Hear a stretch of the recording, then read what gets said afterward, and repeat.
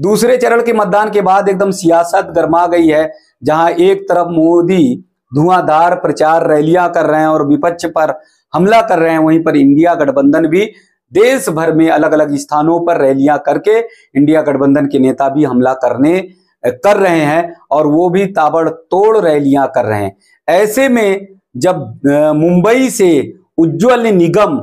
का नाम आता है प्रत्याशी के रूप में और भाजपा प्रत्याशी के रूप में उज्ज्वल निगम को मैदान में उतारने का काम करती है, तो एक बार चर्चा का विषय फिर शुरू हो जाता है। एक तरफ जहां पर समाजवादी पार्टी अफजाल अंसारी को गाजीपुर से टिकट देती है, तो वहीं पर दूसरी तरफ भाजपा ने मुंबई नॉर्थ सेंट्रल से वरिष्ठ अधिवक्ता उज्ज्वल निकम को अपना प्रत्याशी बनाया है, मैदान में उतारा है। प्रमोद महाजन की बेटी पूनम महाजन का टिकट काटकर उज्ज्वल निकम को मुंबई से जो है प्रत्याशी बनाया है, मैदान में उतारने का काम किया है। अब नाम क्यों लिया जाता है अफजाल अंसारी का, नाम क्यों लिया जाता है उज्ज्वल निकम का, दोनों में जमीन आसमान का अंतर है। एक तरफ मुख्तार अंसारी का भाई अफजाल अंसारी, जिसकी क्राइम हिस्ट्री को आप सब जानते हैं, किस तरह से मुख्तार अंसारी ने पूरे मऊ को नहीं पूरे पूर्वांचल को हिलाने का काम किया था। मुख्तार अंसारी का किस तरह से दबदबा था और किस तरह से कृष्णानंद राय की हत्या दिन दहाड़े मुख्तार अंसारी ने की थी। मुख्तार अंसारी का ही भाई अफजाल अंसारी प्रत्याशी है गाजीपुर से, यानी एक अपराधी का भाई, और तमाम मुकदमे अफजाल अंसारी पर भी हैं और उसके बावजूद समाजवादी पार्टी अफजाल अंसारी को गाजीपुर से मैदान में उतारती है। दूसरी तरफ आप देखें कि भाजपा की राजनीति, भाजपा किस ट्रेंड पे चलती है, भाजपा कैसे राजनीति करती है, उसका जरा तालमेल देखिए कि उज्ज्वल निकम जो आतंकवादी कसाब को फांसी के फंदे तक पहुंचाने का काम करते हैं, उसे भाजपा जो है टिकट देने का काम करती है। उज्ज्वल निगम ने मुंबई में तमाम ऐसे मामले, तमाम ऐसे मुद्दे जो आतंकियों से जुड़े रहे हैं और जो सीधे मर्डर से जुड़े रहे हो, उसमें खतरनाक अपराधियों को मौत के मुंह तक पहुंचाने का काम किया है, फांसी के फंदे तक पहुंचाने का काम किया है। 1993 के बम ब्लास्ट मुंबई के सभी को याद होगा कि किस तरह से मुंबई को दहलाने का काम किया गया था, किस तरह से पूरी मुंबई को तबाह करने की कोशिश की गई थी और लगातार सीरियल बम ब्लास्ट हुए थे और 250 से अधिक लोग मारे गए थे। पूरी मुंबई दहल गई थी, पूरी मुंबई में दहशत थी। ऐसे खतरनाक मामले में भी उज्ज्वल निगम डरते नहीं हैं, भयभीत नहीं होते हैं और उज्ज्वल निगम आते हैं और उस मुकदमे में केस लड़ने का काम करते हैं। आप समझ सकते हैं, जो मामला सीधे दाऊद इब्राहिम से जुड़ा हो और 1993 के समय में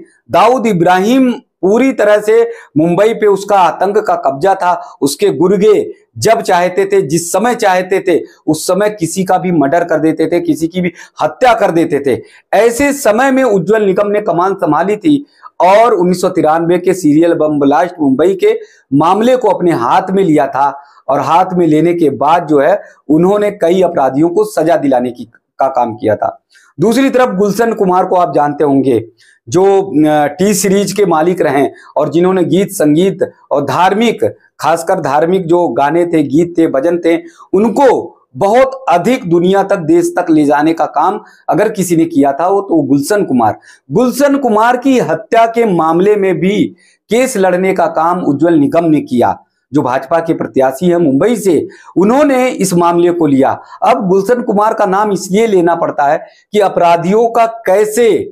काकस मुंबई में बंधा हुआ था, किस तरह से अपराधियों ने कब्जा कर रखा था मुंबई पर, आप साफ तौर से समझ सकते हैं। 18 से 19 लोग इस मामले में फंसे थे। बहुत कोशिश की थी उज्ज्वल निगम ने, बहुत प्रयास किया था कि सभी को सजा हो, लेकिन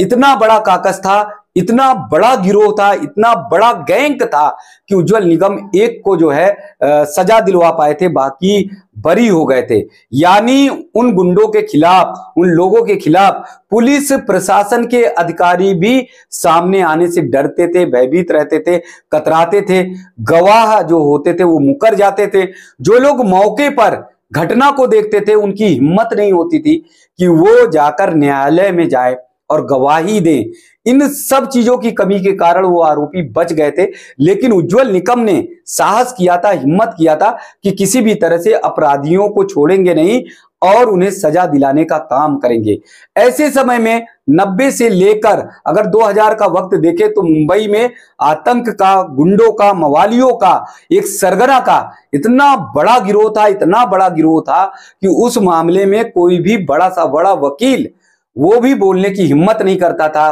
मुकदमे लेने की हिम्मत नहीं करता था। उसे भी डर होता था कि कहीं आतंकी के शिकार ना हो जाएं, कहीं पर किसी गिरोह के शिकार ना हो जाएं। ऐसे समय पर उज्जवल निकम ने कमान संभाली और उन्होंने मुकदमा अपने हाथ में लिया और तमाम अपराधियों को सजा दिलाने का काम किया। उज्जवल निकम के बारे में आप इस तरह से जान सकते हैं कि वो कैसे उम्दा वकील रहे हैं और उन्होंने अपने 30 साल के मात्र कैरियर में 628 अपराधियों को उम्र कैद की सजा दिलवा चुके हैं और 37 ऐसे खूंखार अपराधी थे जिन्हें मौत की सजा यानी फांसी के फंदे तक पहुंचाने का काम किया। तो मुंबई के एक ऐसे अधिवक्ता जिसका कैरियर अधिवक्ता के रूप में अगर कहा जाए तो राष्ट्रभक्ति का रहा, देशभक्ति का रहा, उन्हें भाजपा मुंबई नॉर्थ सेंट्रल से प्रत्याशी बनाती है। वहीं पर साफ सुथरी राजनीति का दावा करने वाले, सुचिता का दावा करने वाले अखिलेश यादव वो गाजीपुर से मुख्तार अंसारी के भाई अफजाल अंसारी को मैदान में उतार